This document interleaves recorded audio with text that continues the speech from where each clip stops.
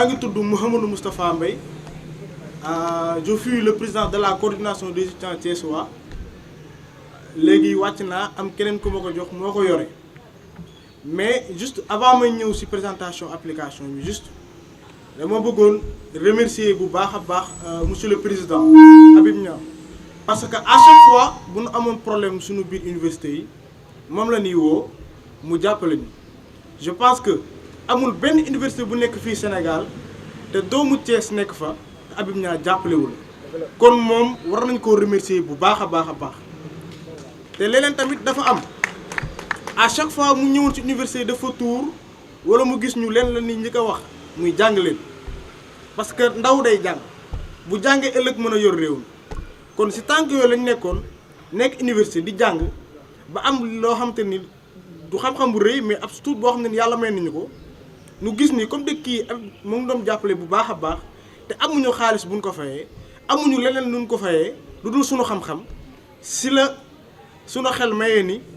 comme de mouvement bi day soxla base de données comme de mouvement bi day soxla benn formulaire boo xamante ni dinañ si mën a inscrire ñëpp dañ koo créer monsieur le président Habib Niang may ko pour mouvement bi gën a mën a jëm kanam léegi nii day am nit ñi nga xamante ni dañuy nekk si fii si biir siège bi di fi liggéeyee te bokkuñu kenn ku ne application bi daf lay jox possibilité nga am looy liggéey si biir application bi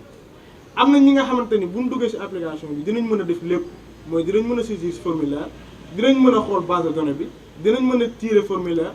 ba pare envoyé ko monsieur le président Habib Niang si Dakar fi mu nekk pour que mën a xam liggéey bi ni muy doxee. am na ñoo xam ne tamit ñoom dugal ay nit lañ mën comme ça nit ñëw inscrire ñu dugal ko si biir application bi de ce fait leneen li mooy administrateur bi dina ko mën a def. di ko remplir manuellement moo nekk yii nii. yi nga xamante ni boo ñëwee toog dañ lay laaj sa tur sa sant bind ko bu ñu ko bindee ba pare delluwaat ci ginnaaw demaat ci machine yi dugal fa données yi te loolu noonu booy xool day doon perte de temps parce que instant bi jot amatul liggéey bi dañ ko war a accélérer pour que massification bi gën a mën a jëm kanam ci kaw loolu application daf lay permettre au lieu que nga nekk di bind ci feuille yi mais directement da ngay bind ci machine bi. boo génnee si machine bi lii la lay génne directement si feuille bii nii au lieu que mu doon ay bind en plus daf lay permettre tamit ki nga xamante ni xas nañu ko inscrire si base de données dafay des bu fa desee Habib Niang tamit mën naa xam beneen affaire muy évolution cellule muy cellule par exemple bu nekk jaxaaw tey jaxaaw Habib dina mën a xam waa jaxaaw ñaata nit noo fa nekk seen inscription si lu mu toll ñuy adhérer ak seen programme yu ñuy def sans que mu def ak benn déplacement juste da nga ko koy envoyé mu xool kon damay ñaax sama moroom yi rek nu gën a liggéey xam ni instant bii nii liggéey jot na te élection yi léegi mu jot te xam nañu Thiès dëkk bu naqaree politique la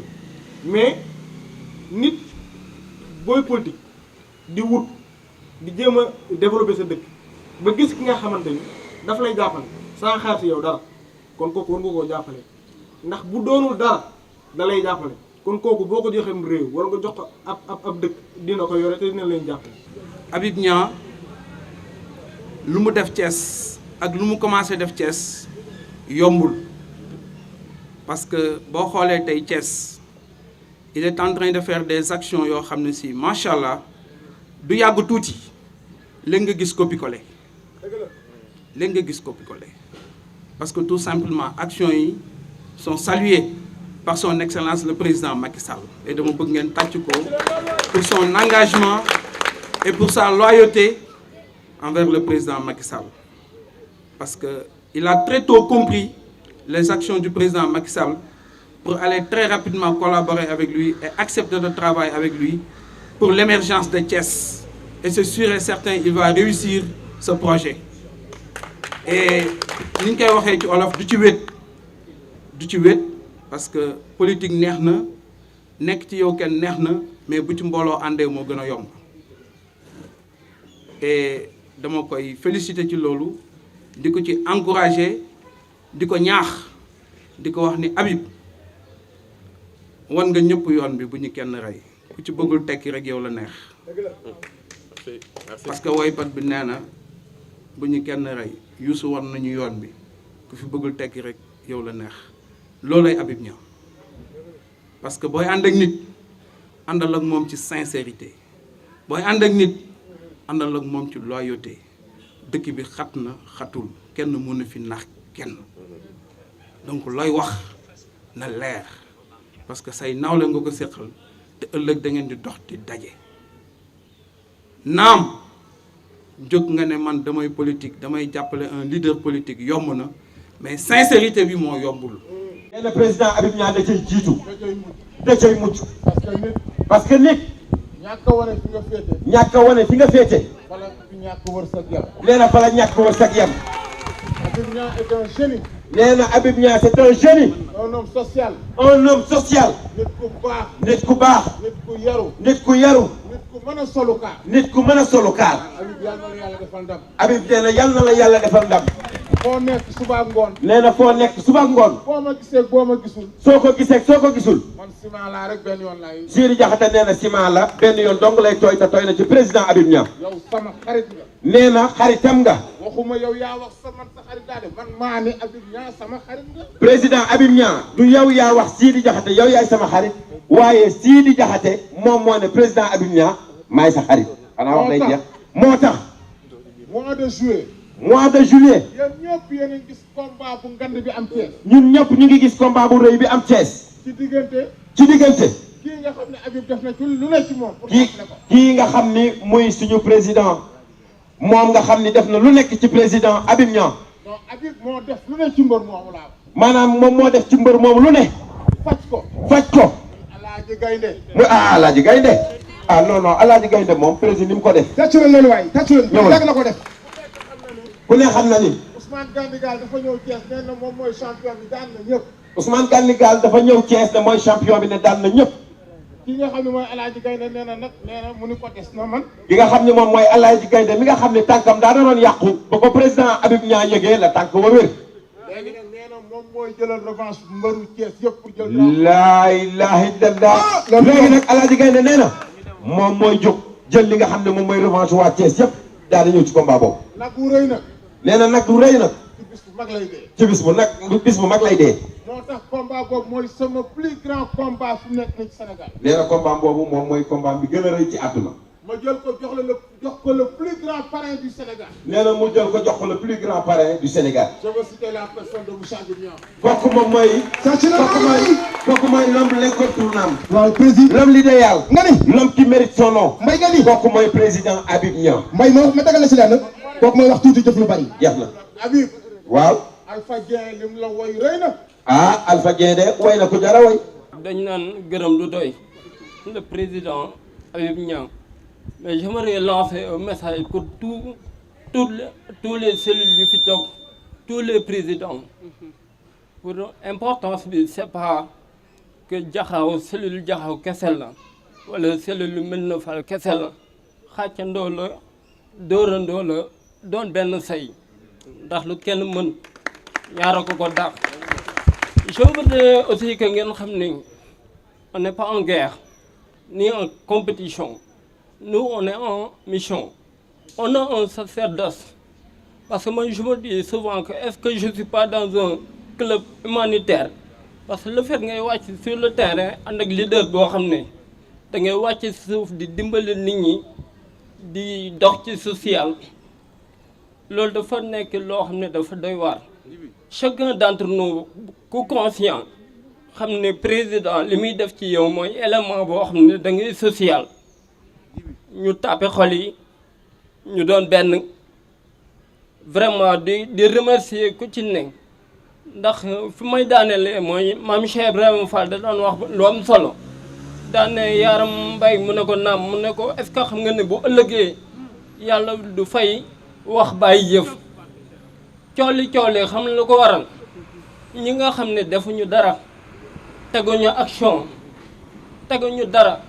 ñooy chargé di wax président Habib Niang nii président Habib Niang ne ku tëdd fii pour man da nga war a nelaw parce que xam nga lu tax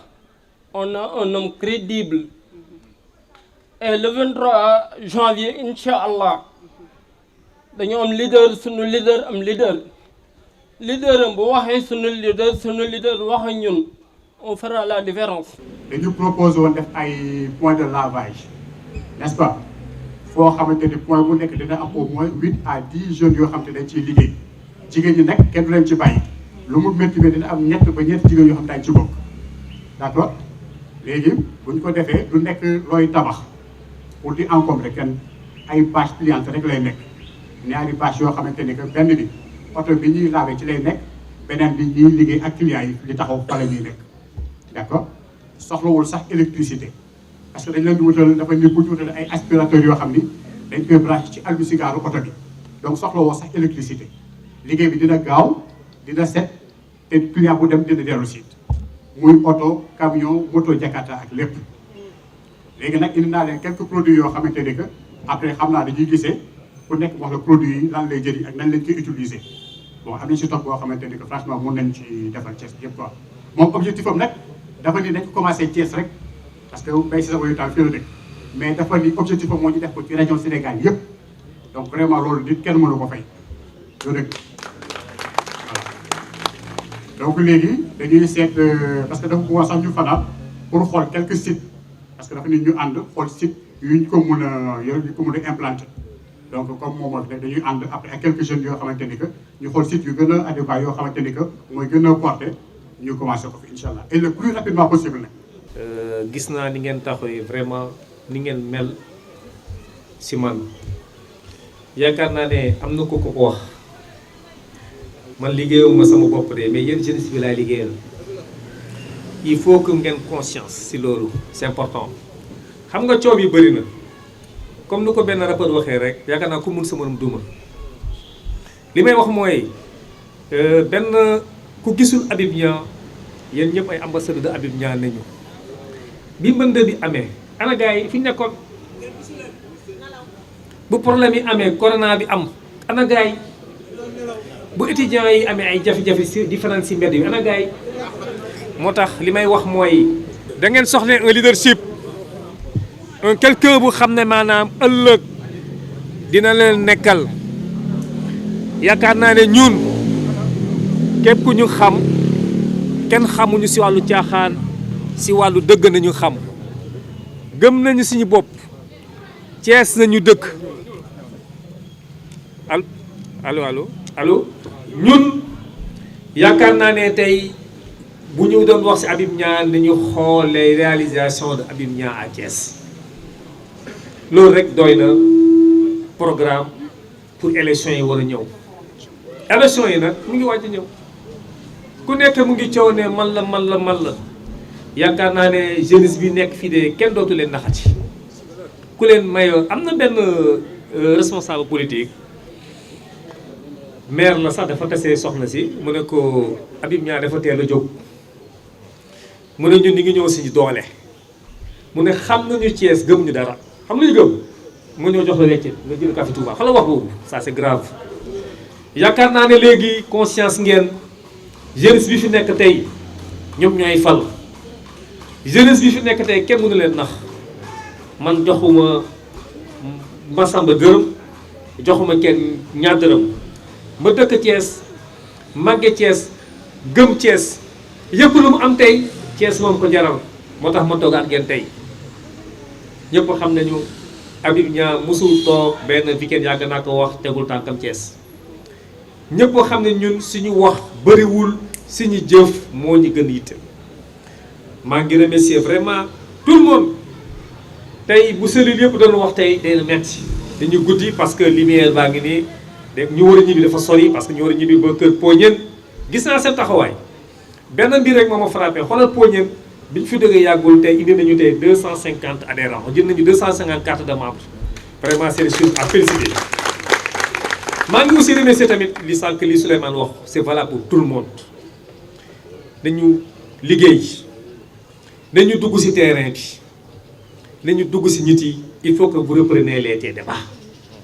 allez vers les gens. Habib Niang mënul fu nekk teg fa tànkam mënu ko nokk yenn san bopp tey boo leen tegee tànk fenn rek mooy Habib Niang ngi foofu donc yaakaar naa même ñi nga xam ne sax dëkkuñu dans la zone nord ni ngi apprécier li nga xam ne Habib Niang pour vous dire gis naa démb benn kilifa bu xam ne au commandement la amul droit voter mais dama dugg par curiosité par yërmande ma gis benn femme boo xam ne dafa yoree di table di jaay ay karité lan laay doyee karité ma taxaw wàcc sama oto ma ne ko soxna si na nga def carte bi dell la mu ne pire la mu ne waaw ma ne ko jaay ma ñetti boîte ndekete yow borom oto mooy suivre ma wàcc mu taxaw rek mu ne ma sëñ bi na nga def mu ne du Habib Niang ma ne ko waaw man la kay mu ne ma kontaan naa si sa liggéey nekkuma fii nag maa ngi fexe tout pour ñibbi si Thiès doomu Thiès laa man commandement laa nekk mais bu ma ñibbisee tey sama famille képp ku àndul ak yow da ngay génn kër gi. ma ne ko lu war loolu mu ne parce que da nga jëf leen lu xam ne mu ne fii coore moom xam nga dafa am ay politiciens xam ne c'est des amateurs am na ñeen ñu xam ne peut-être marché nañu wër mais ñun waruñu marché waruñu poste dañu doon doomu dëkk bi gëm suñu bopp ñun amuñu temps sax di répondre ñeen nii ku si nekk nag yaa ngi xool loo mën a wax si diw ñu on a pas ce temps boo xoolee ñun duñu critiquer kenn lenn moom tax a jóg nañu xool nañu unir suñu force ñëpp liggéey ngir Thiès avancé kii wax na ko xam nga et puis maa ngi remercier bu baax a baax xoolal créé université bu Thiès mais nañu ay formation en maintenance informatique liste baa ngi nii lu moo plus de combien de personnes plus de 25 personnes ils vont commencer la formation la semaine prochaine pour le staff ñoom ñëpp di ngi nii dinañu démarrer formation parce que aussi nit li may wax faral di wax mooy nit doo koy may jën chaque jour jàng pour ñu nappee jën beneen bi mooy am na ay kilifa yu xam ne dañu yore ay côté école dañu signé benn partenariat ak man may nañ ma 2 fukki permis de conduire à Thiès donc loolu tamit acquis la ñetti wax naa ko le président des jeunes que je remercie de passage mu def liggéey parce que yaakaar naa aussi nit boo liggéey ak moom bu la déggalee rek neex na liggéey ak staff yëpp bi ma ko woowee ma ne ko man de may nañ ma 2 fukki permis de conduire rapidement da nga def la situation indi na ma liste baa ngi nii liste bi dinañ ko déposer à partir de lundi ku si nekk dinañ la woo pour nga commencer permis de conduire bi à Thiès. donc lenn moo manqué woon rek mooy fiche photocopie carte d'identité yi il faut que rapidement bu may dem yóbbaale ko pour ngeen mën a demander woo leen pour ngeen mën a def la formation.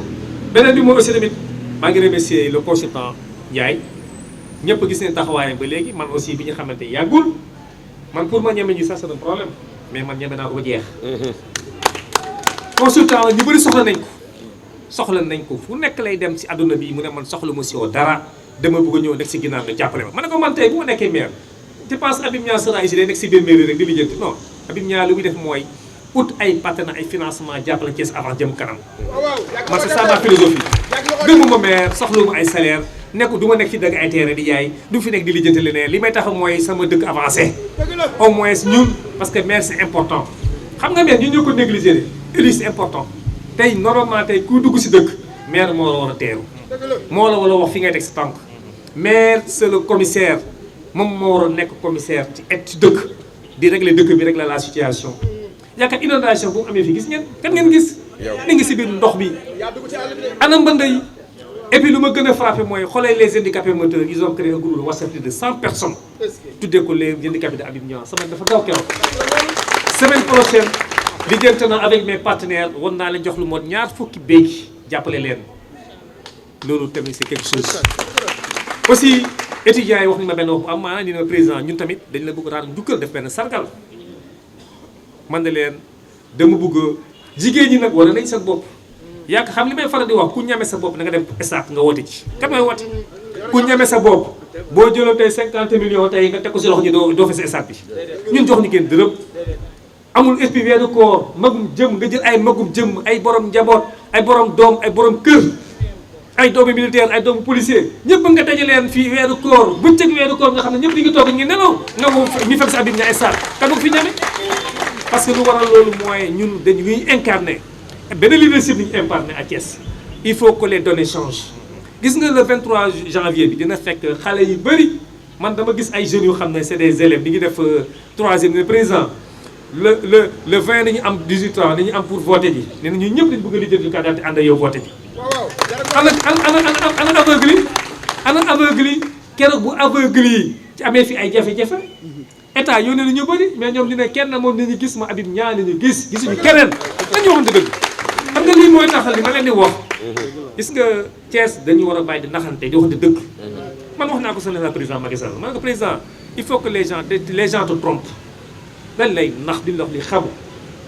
ñun dañ la gëm conviction la ñu ànd ay loyauté ñi mu fi nekk yëpp par loyauté la ñu ànd ak man politique du dundutuma nekkatuma avec ma famille lu ma am yëpp Thiès moom ko gënal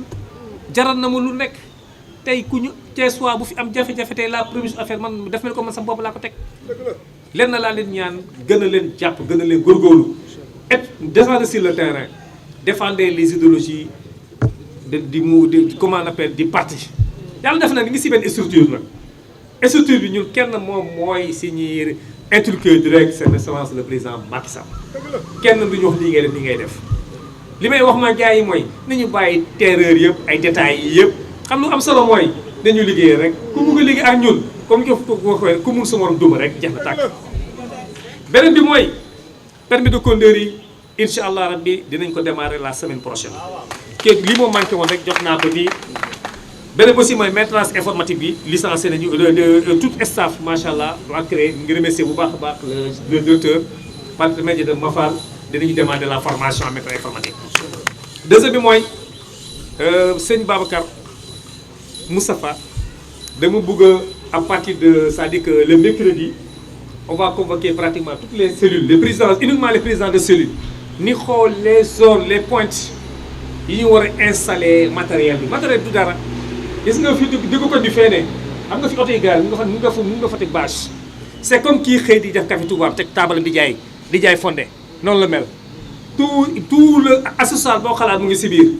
tey bu benn Jakarta mante oto mu bëgg a tey vidé bu ñëwee gars yi vidéel ko formation bi benn fan lay dem mu defal leen formation mu ngi nii bëgg naa loolu aussi création d'emploi la dama bëgg kon bu si nekk toutes les points zone bu nekk di teg fa benn kii comment on appelle benn point de lavage au moins ku si nekk di nga am loo dimbali sa bopp man loolu laa gëm man liggéey laa gëm xaw ma ay détails di ñaanut bu et puis aussi maa ngi gis tamit monsieur Ndiaye consultant international la wax na ko dinañu démarrer bëgg na à partir de semaine prochaine avec aussi la présidente des femmes secrétaire général bi fii ni xool lu ñu démarrer ay yeneen cellules yëpp ni xool lu ñu démarrer la formation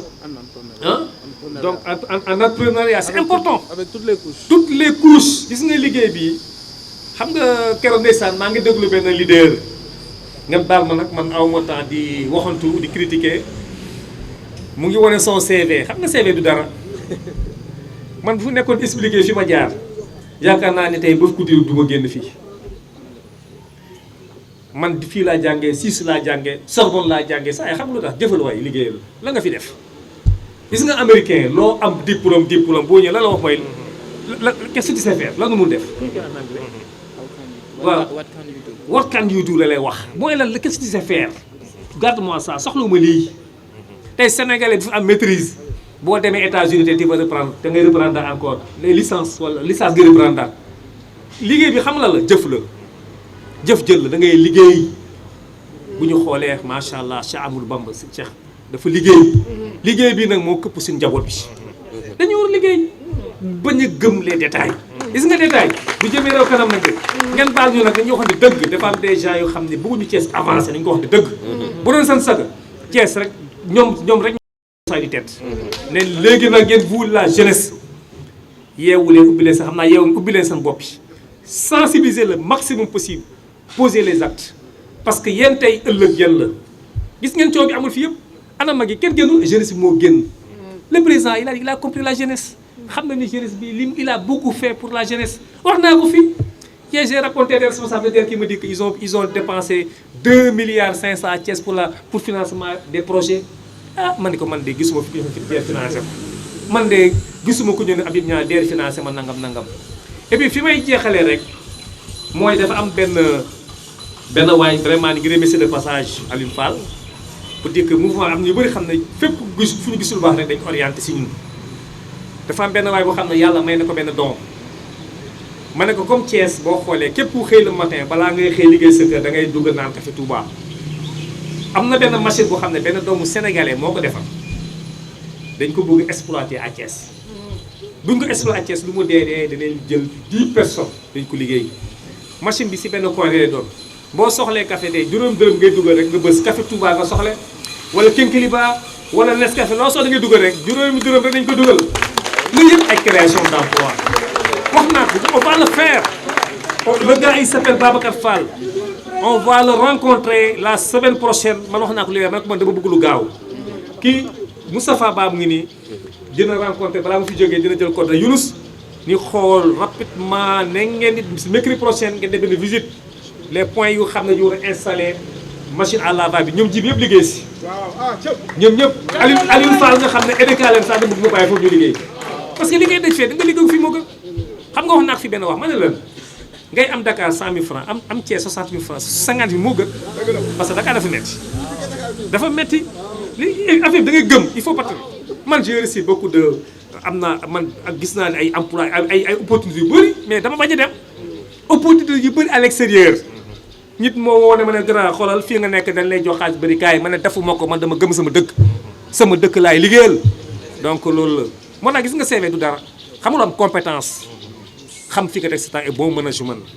man yaakaar naa bi ma ànd ak yéen ba léegi maa ngi def sama action li ma mun aw ma xaalis mais yàlla mooy sutural sa xam-xam man fu ma toog rek damay gëstu bu ma toogee di wax ak yow sax ki xam na ko damay toog di réfléchir di xool nan laay def pour avancer en tout cas dama leen di ñaan góorgóorlu leen cellule Jaxaaw cellule Thiali Tarikow Medina Fall Ngent les quartiers Ngent Kër Sébé ñëpp jàppante leen benn loxo laa bëgg ngeen dóorandoo l'union fait la force bu ñu songee Ngent Jaxaaw nee na Ngent songa nekk ñu ñëpp dañu jóg et puis je vais vous lancer un défi Younous le président le coordinateur le président des jeunes là bëgg naa fi ak 1 mois ma xool est-ce que mun ngeen ma feesal place man dama am fit waxuma mun ngeen ma feesal waxuma stade bi de place de France laa di défier les jeunes donc kooku moom lancé naa leen benn utile pour 1 mois à partir d'aujourd'hui dama leen di wax non du ngay sar donc xoolal dama leen di wax waaw bëgguma benn stade dama leen lancer à partir d'aujourd'hui pour 1 mois laa leen may ngeen liggéey si loolu jigéen ñi wane nañu seen bopp yaakaar naa ne ñëpp xalaat nañu du sotti jigéen ñi xëjutuñu place France wane nañu seen bopp stade yéen seen bopp bu jox naa leen date boo xam ne 1 mois laa leen may ngeen président par et puis boo leen di dem amul toog amul kaar de ku si nekk da ngeen marché ngeen di def comme lu sëriñ bi comme sëñ Modou Kara bu ñëwee Thiès gars yi ni ñu koy teere si buntu bi loolu laa bëgg yéen ñëpp jaajëf moom laa bëgg a lancer leen le défi pour ngeen ñëpp rallié wu au niveau de place de France yi ngeen def démonstration de force loolu moom lancé naa leen ko fi may jeexle mooy gis naa les fi d'adhésion di remercier aussi le jeune Moustapha def na liggéey bu am solo parce que liggéey loo def amoo base de données c'est pas important parce que léegi dañu war a dépasser kayit def na liggéey bu xam ne man xam naa ñëpp xam naa ñu am carte de membre ñu amul carte de membre xam naa ko liggéey lijjanti mooy nañu góorgóorlu nag inscription yi lañ ubbi nañu fexe ñëpp da ngay am boo dem arme da ngay am guerre ut leen seen pistolet mooy seen carte de lecteur mooy seen arme ku si nekk ku amul carte lecteur bu ñu ubbee da nga def inscrire et puis aussi tamit dañuy bàyyi xel surtout les transferts yi c'est important loolu aussi ngeen réfléchir si ngeen gën a jàpp donc loolu la amoon may wax di kontaan si yéen bu baax a baax lii rek xel dal na ni ma ñaan yàlla rek yàlla bu seetaan dugg seen diggante ngeen gën a jàppalante et puis surtout aussi tamit ngeen gën a accompagner le coordinateur des jeunes c'est important j'ai toujours l'habitude de le dire c'est pas les postes qui sont importants ce qui est important mooy visibilité bi nit bi mu important c'est important liggéey leen ngir kii nga xam ne jëmm bi nga xam ne moo tax ngeen di liggéey man ñëpp a xam ne président dafa lu ma dara man maa ko guddu été la ànd ak moom gëm ko di ànd ak moom bi may adhéré bi may dugg dans le parti les gens parce que le président m'a fait toutes choses mais je dis que loyauté moo tax gisuma keneen ku ma doy moo tax man ma décidé ànd ak moom loolu moo tax loolu laa bëgg ngeen gëm loolu seen bopp incha allah buñ ko gëmee ñun suñu bopp ñoo mun a defaraat Thiès ñoo mun a héberger Thiès vraiment kontaan naa bu baax di nuyu ñu fi teew ñëpp les doyens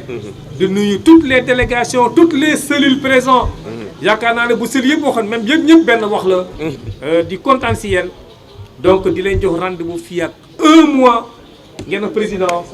pare ngay ñëw ni ngi place de France fekk ñu place de France yi démonstration war a ko Thiès tey dara mënu fi am lu dul Habib Niang bu ngeen xam loolu jërë ngeen jëf